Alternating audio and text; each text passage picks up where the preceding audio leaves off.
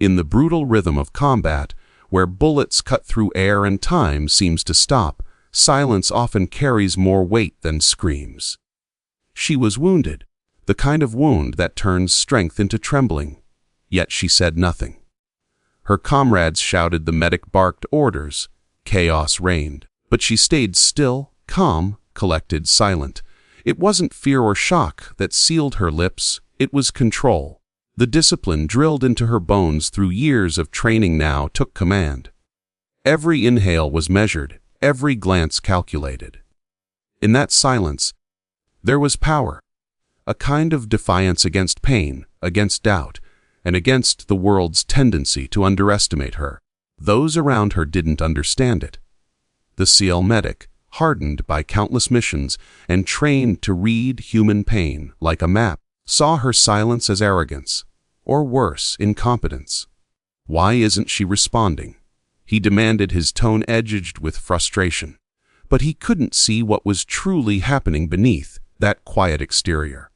Her mind was scanning the environment, calculating distance, analyzing threat, assessing injury. Words were unnecessary. She was operating on instinct, the pure, unflinching rhythm of a soldier who knows that emotion is a luxury in war. Pain surged again, a sharp reminder that she was still human. Yet she didn't flinch. Her silence was not emptiness. It was focus. In that moment, she embodied everything her training stood for: composure under pressure, restraint under agony, clarity under chaos. To the untrained eye, it looked like detachment, but to those who have faced death, it was the ultimate form of presence. The silence wasn't about not speaking. It was about choosing when to speak, and how to let action communicate what words never could. There's something almost sacred about a warrior's quiet during battle. It's the silence that follows the crack of gunfire, the stillness between life and death. She had learned that in silence lies awareness, and awareness is survival. Her heartbeat slowed, her breathing steadied, her eyes scanned the horizon. The medic's questions blurred into the background as she focused on something only she had noticed. A flicker of movement, a shadow of danger. While others were talking, she was seeing. And that was the difference. When the medic finally realized what she was doing, it struck him like a wave. Her silence hadn't been ignorance. It had been instinct. The wound, the pain, the chaos, all of it was secondary to her mission. That moment changed his perception forever. The woman he had doubted had taught him something his years in uniform hadn't. That strength doesn't always shout. Sometimes it bleeds quietly, breathes evenly, and stands unbroken in the storm. Trust is the invisible thread that holds every combat unit together, and when that thread is tested, everything feels as though it could unravel. The moment the SEAL medic questioned her training, it wasn't just a matter of professional doubt. It was a wound that cut deeper than the one on her body. In a world where competence means survival, to have someone question your readiness feels like a direct strike at your identity as a soldier. But she didn't react with anger. She didn't argue, protest, or defend herself with words. Instead, she let her actions carry the weight of her response because she understood that in the field, words mean nothing without proof. The medic had seen many soldiers freeze under pressure. He had pulled men twice her size out of fire and seen them crumble at the first sign of chaos. So, when she stayed quiet and focused, he mistook it for hesitation. His question, sharp, almost dismissive, hung in the air between them, challenging everything she had trained for. "You sure you know what you're doing?" he asked, not out of cruelty but out of habit, conditioned by years of command where failure wasn't an option. She met his eyes for only a moment, not with defiance, but with calm certainty. That single glance carried more conviction than any verbal defense could. In combat, training is more than a checklist of skills. It's a philosophy, a mindset that separates instinct from panic. She remembered every hour on the range, every drill that left her muscles trembling, Every moment her instructors pushed her past her limits. Those experiences had forged her into someone who didn't need validation. She knew what she was capable of. Yet, being questioned reminded her that trust isn't freely given. It's earned through proof under fire. And so, she focused on the task, shutting out doubt like noise on a radio channel she refused to tune into. As the mission pressed on, that test of training and trust became the silent heartbeat of their survival. She moved with precision, every decision anchored in discipline. When a critical moment arrived, a tactical maneuver that could have gone fatally wrong, she took command without hesitation. The medic saw it then, the way her actions flowed seamlessly from instinct to execution, how her calm steadied the team around her. The realization hit him harder than any explosion. Her training wasn't just valid, it was extraordinary. By the time the dust settled, words were no longer needed. Trust had been rebuilt, not through conversation, but through experience shared under fire. He no longer saw her as someone to question, but as someone to rely on. And in that unspoken shift, the mission regained its rhythm. She didn't seek his approval. She earned his respect. Because in war, the truest test of training isn't passing an exam or following a manual. It's performing when doubt is watching and probing, without ever saying a word, that you were born for the battlefield. In every generation of warriors, there comes someone who challenges the unspoken rules of who belongs and who doesn't. She was that someone. In a world dominated by men hardened by years of elite training, she walked in wearing the same uniform, carrying the same weight, and bearing the same scars. But somehow her presence still invited skepticism.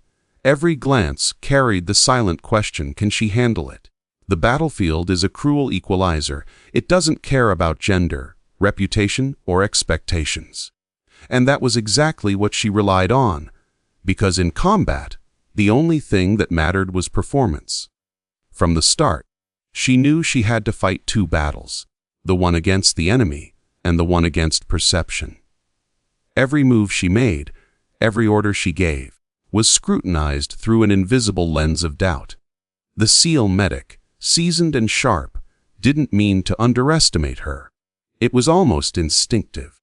Years of operating in a brotherhood where toughness was the currency of survival had conditioned him to expect weakness from anyone who didn't fit the mold. But she had no intention of proving him wrong with talk. She let the battlefield do it for her. Her actions were deliberate, every motion economical and precise. She carried her gear with ease, read terrain like a map written in her native language, and anticipated threats before they appeared. When danger came, she didn't flinch. She responded with calculated aggression, her training unfolding like muscle memory. It wasn't bravado, it was mastery. And the men who once questioned her began to notice that where others panicked, she found patterns. Where others shouted orders, she simply moved, and they followed. Her quiet confidence didn't come from pride, but from survival. She had learned early that noise attracts both attention and doubt. The strength she carried wasn't loud. It was enduring. Every scar was a line in her story, proof that resilience has no gender. The medic, who once doubted her place, began to see something he couldn't deny. She wasn't trying to be one of them. She was simply being herself, and that was enough. Her competence made rank irrelevant, her calm made hierarchy unnecessary. As the mission unfolded, the line between us and her dissolved. In the heat of battle, no one cared who fired the shot that saved them, only that it was fired at the right moment. And when it was her hands that stopped the bleeding, her steady voice that cut through panic, the medic finally understood that strength doesn't look one way.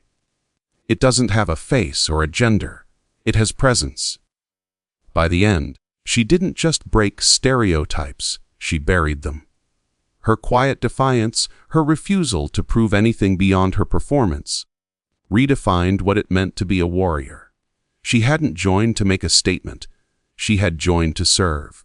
And in doing so, she reminded them all that courage, skill, and loyalty aren't masculine or feminine traits. They're human ones earned in blood, silence, and unshakable resolve. Courage is often glorified in songs and medals, but those who have truly lived it know it carries a price. For her, courage wasn't a speech or a headline. It was a series of quiet, painful choices made when fear pressed against her chest and pain blurred her vision. The wound she carried wasn't just in her flesh. It reached deeper, cutting into her spirit, testing the very foundation of her will. Every soldier learns early that bravery isn't the absence of fear. It's the decision to keep moving despite it. And that's exactly what she did. When the explosion tore through the silence, she didn't freeze. Her instincts took over, honed by endless drills and sleepless nights. She dragged herself out of the debris, ignoring the throbbing in her side, the metallic taste of blood in her mouth. Around her, smoke clouded the air, and distant cries broke the stillness. Her hand pressed against the wound, but she stayed focused on her team.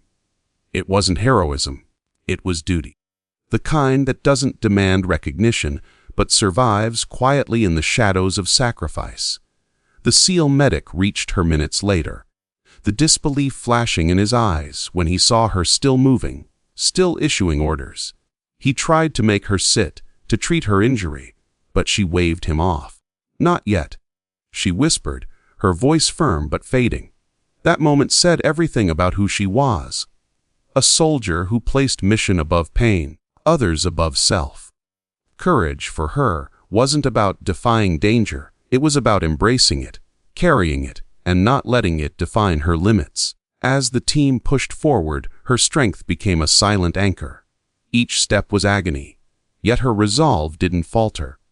Pain became her teacher, whispering truths only the wounded understand, that every drop of blood shed in service carries meaning, that every scar is a chapter in the story of endurance. Courage, she realized, isn't a gift you're born with. It's a skill forged in the fire of hardship, and its cost is everything you are willing to give up to protect others. Later, when the fight was over and the adrenaline faded, she finally let herself collapse. The medic worked in silence now, his earlier doubts replaced with reverence. He saw the toll her courage had taken, the tremor in her hands, the exhaustion in her eyes, but also the calm satisfaction of someone who had done her duty without hesitation. He understood then that bravery is not loud or glorious, it's quiet, painful, and profoundly human. In the stillness that followed, her courage became more than an act. It became a symbol, not of invincibility, but of endurance. She had faced pain, fear, and mortality, and yet she had chosen to continue. That's the true cost of courage, not just bleeding for what you believe in, but bearing the unseen wounds that stay long after the battle ends, and wearing them not as weakness, but as proof of unbreakable strength. Respect is never handed out freely on the battlefield.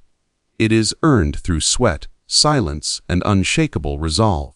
When the SEAL medic questioned her training, a wall of doubt rose between them. He saw her as untested, too calm, too composed in the chaos of war. But by the time the dust settled and the silence returned, that same calmness had transformed his doubt into admiration. Her strength had spoken louder than any defense she could have offered. In the end, what began as skepticism became redemption. Not just for her, but for the medic himself, who learned what true respect really means. The moment of realization came quietly, without ceremony. She was sitting by the fire, blood dried on her sleeve, her gaze fixed on the dark horizon. The medic approached, hesitated for a second, and simply said, "You saved us out there." She didn't respond with pride or gratitude.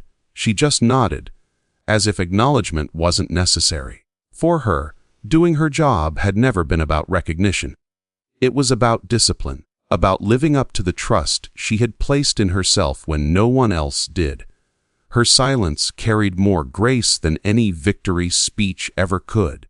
Throughout the mission, every move she made had reflected something deeper than skill. It reflected belief. Not arrogance, but quiet faith in her own preparation. The medic, who once doubted that belief, now found himself humbled by it. He realized that respect is not born from rank or medals, but from moments when someone refuses to break under pressure. Watching her endure, adapt, and lead without demanding validation forced him to confront his own biases. He had measured her by the wrong standard, by comparison. Instead of conviction, her redemption wasn't about proving him wrong. It was about proving that resilience doesn't need an audience. In a profession built on hierarchy and dominance, she had found strength in humility. The respect she earned came not from words, but from presence. The way she stood her ground, the way she carried her pain, the way she never lost sight of the mission, even when she was the one bleeding. Respect like that cannot be forced. It grows naturally from the soil of authenticity. By the end of the operation, something unspoken had shifted within the team. The medic, once the loudest voice of doubt, became her quietest defender. When others questioned her again, he stopped them with a single sentence. "You haven't seen her in the field." That was all it took. Her actions had carved her reputation into their memories. Her story became a quiet legend, a reminder that redemption doesn't come from proving your worth to others but from living your truth until others can no longer deny it. The respect she earned didn't glorify her, it humanized her. It showed that strength isn't about domination, it's about endurance, humility, and grace under fire. In the end, she didn't just gain their respect, she taught them what it truly meant.